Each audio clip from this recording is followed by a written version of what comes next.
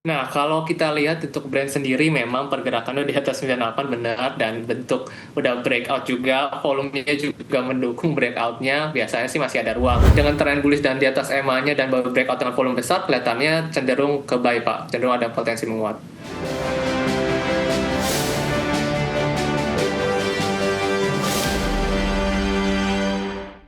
Terima kasih untuk Anda yang masih bergabung bersama dengan kami dan di segmen ini kita akan review jalannya perdagangan di sepanjang hari ini pemirsa. Dan kami ingatkan kembali Anda masih bisa berpartisipasi di WhatsApp interaktif di 0812 di 8788 di 3723 seperti yang tertera di layar televisi Anda nantinya. Dan saat ini kami sudah terhubung melalui Zoom bersama dengan Bapak Joshua Marsius selaku Technical Analyst Philip Sekuritas Indonesia. Kita akan langsung sapa saja Pak Joshua, selamat sore. Apa kabar Pak? Baik, Pak. Kabarnya tentunya baik-baik banget. Baik, terputus lagi tadi Pak. Terima kasih sudah meluangkan waktu di Idea Channel Pak Joshua.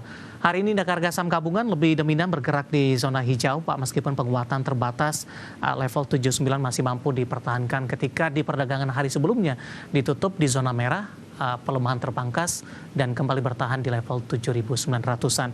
Bagaimana analisis teknikal dari sisi pola pergerakan indeks harga saham gabungan di sepanjang perdagangan hari ini? Ya, kalau kita melihat memang setelah sempat ngarah ke 8.017 ya sebagai titik tertingginya, itu sekarang cenderung masih akan konsolidasi dulu. Ya, ini masih normal karena kita pas lagi naik tuh nyiptain dua gap ya, dua gap yang terdekat, makanya ada ruang dia masih, ya kalau penurunan pun terbatas ke 790, jadi masih oke lah, sideways paling sebelum melanjutkan penguatan kembali.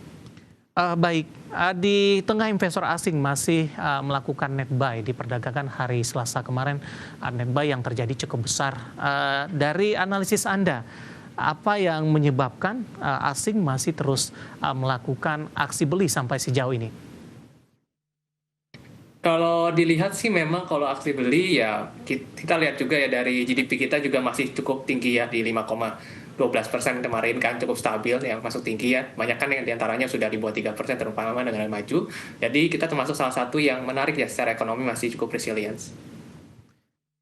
Baik, bagaimana Anda melihat laju indeks harga saham gabungan hari ini penguatan terbatas? Apakah memang para investor juga menantikan rilis data makroekonomi Amerika Serikat lainnya? Setelah kemarin The Fed mensinyalkan dovish, kemudian data inflasi PCE yang merupakan juga salah satu indikator utama masih ditunggu untuk melihat ataupun mungkin memperjelas arah dovish atau hawkishnya The Fed ke depannya. Nah, kalau kita lihat ya memang dari sisi Amerika Serikat itu memang masih menunggu itu dan kita juga highlight dari The Fed job growth-nya sendiri itu dalam kondisi yang memang sudah turunnya cukup jauh dibandingkan tahun lalu. Terus kalau kita bandingin juga dari GDP-nya juga turun hampir setengahnya secara laju pertumbuhan. Maka itu yang menjadi highlight kenapa mereka lebih kecenderung dovish dan kalau misalnya inflasi juga terjaga ya mungkin tidak lebih pertimbangan untuk melakukan pemotongan suku bunganya lebih besar. Baik, arah indeks harga saham gabungan paling tidak sampai dengan perdagangan akhir pekan Pak Joshua? Ini mungkin kita kalau lihat sih masih cenderung akan menunggu yang tadi ya PCE, cuman terbatas di bawah 8.017. Kalau misalnya nanti ke depan setelah itu mungkin inflasinya clear, terus kemudian Senin juga mungkin kalau kita PMI-nya udah ekspansi lagi, itu menunjukkan mungkin bisa bentuk new all time high baru. Baik. Di tengah penguatan indeks harga saham gabungan di sepanjang perdagangan hari ini, saham-saham big cap masih menjadi penopang minus dari perbankan, terutama dari perbankan Himbara, karena BBCA hari ini menguat sendirian. Dari saham grup Raya Go Pangestu, Pak, ada brand dengan nilai kapitalisasi masih terbesar di Bursa Efek Indonesia, masih menyalip BBCA. Hari ini mengalami penguatan yang cukup signifikan, Pak Joshua. Analisis dan rekomendasinya penguatan di atas 10% dan sudah berada di atas 9.800-an untuk brand. Nah, kalau kita lihat untuk brand sendiri memang pergerakannya di atas 98 benar dan bentuk udah breakout juga, volumenya juga mendukung breakoutnya, biasanya sih masih ada ruang. Tapi ini udah agak tipis ya ruangnya, kita lihat ada di area 10.100 sama di area resistennya 10.600 untuk potensi kenaikannya, Pak. Rekomendasinya seperti apa atas pencapaian teknikal brand di sepanjang perdagangan hari ini? Dengan tren bullish dan di atas EMA-nya dan baru breakout dengan volume besar, kelihatannya cenderung ke buy, Pak. Cenderung ada potensi menguat. Buy di level berapa, Pak Joshua?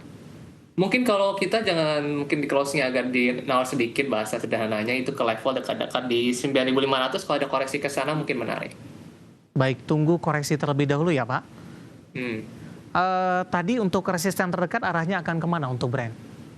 Nah, kalau untuk brand sendiri kita bisa melihat ada di 10.000 pas 10.050 ya pertama, yang kelanjutnya baru di dekat area 10.600 Pak. Baik, penutupan hari ini di 9.800 menguat di 10,42% untuk Brent dan merupakan penopang utama indeks harga saham gabungan di sepanjang perdagangan hari ini, dan lagi-lagi keputusan investasi tetap ada di tangan pemirsa IDX Channel. Selain Brent, saham dari konglomerasi Prayogo Pangestu ada BRPT Pak, hari ini melesat di 5%. Sebelumnya sempat mengalami koreksi yang cukup dalam. Secara teknikal bagaimana Anda melihat pembalikan arah yang terjadi untuk BRPT di sepanjang perdagangan hari ini? Kalau BRPT kita cenderung melihat ini menariknya dari pagi memang potensinya cenderung menguat. Kita stokastiknya juga mendukung, udah mengarah ke atas, kemudian dia terbentuk swing low juga, mantul di EMA-nya, biasa nunjukin ada ruang penguatan ke level 2560 selama stay di atas 2100 area supportnya. Rekomendasinya untuk BRPT di tengah pembalikan arah yang terjadi hari ini? Cenderung baik Pak untuk sekarang untuk BRPT. Iya, buy-nya di level berapa Pak? Kemudian support yang bisa diperhatikan dan resisten terdekat untuk BRPT. Kalau BRPT kita bisa di harga 2290 ya. Di harga ini masih cukup oke. Kemudian kalau bicara supportnya di 2100 Pak, resistennya 2560. Baik, 2560 untuk resisten di 2290 hari ini menguat di 5,05%. Di luar dari saham-saham grup Prayogo Pangestu, hari ini juga momentum Pak Joshua terkait juga dengan penerapan dari rebalancing mulai dari tanggal 27 ya Pak, kalau tidak salah, salah satunya adalah DSSA ini. Hari ini juga direspon positif oleh para investor, menguat di 4%, intraday hari ini sempat ke 95.050, posisi saat ini penguatan terbatas ke 95.000. Bagaimana Anda melihat rebound yang terjadi untuk DSSA setelah melemah cukup sehat mungkin dalam beberapa waktu terakhir dan hari ini kembali melesat, dan prospek setelah masuk ke dalam rebalancing yang terbaru?